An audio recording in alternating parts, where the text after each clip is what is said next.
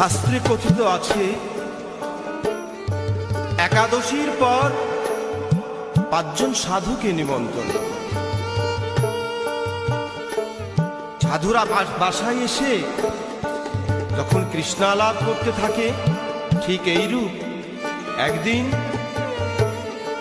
এক গৃহস্থের বাড়িতে একাদশী নিমন্ত্রণ খেতে এসেছেন সাধুরা। সাধুরা কৃষ্ণালাপ করছেন। সাধুর মাথার উপরে বসে একটা খাঁচার মধ্যে একটা ময়না কথা বলছে। বলছে, ও সাধু, তোমরা কি আলাপ করছো? বলে, ময়না, আমরা আলাপ করছি প্রভু নামেই মুক্তি, প্রভু নামেই মুক্তি। তো বলছে, সাধু, এ কথা তুমি কোথায় পেয়েছো? বলে, কেন, শাস্ত্রে আছে। তোমার শাস্ত্রের এ কথা মিথ্যে গো। বলছি, কেন?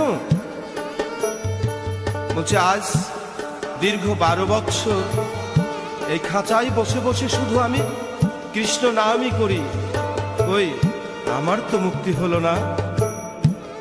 আমার যদি মুক্তি না হয় তবে প্রভু নামেই মুক্তি, তোমার ওই কথাটা মিথ্যে গো। সাধুরা বেশ একটা ধাঁধায় পড়ে গেছে। বাড়িওয়ালা এসে বলছে, সাধুগুরু বৈষ্ণব, সময় হয়ে গেছে, লগ্ন এসে গেছে, আপনারা সেবা গ্রহণ করবেন না?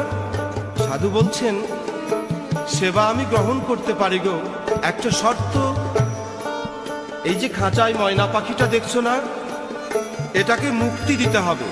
এটাকে ছেড়ে না দিলে আমরা অবশ্যই তোমার বাড়িতে সেবা গ্রহণ করব না। তখন সাধুদের কথা মতো পাখিটাকে ছেড়ে দিয়েছে। পাখি অনেক বছর পর খাঁচা থেকে বেরিয়ে একটু দূরে গিয়ে বসেছে। তখন আবার সাধু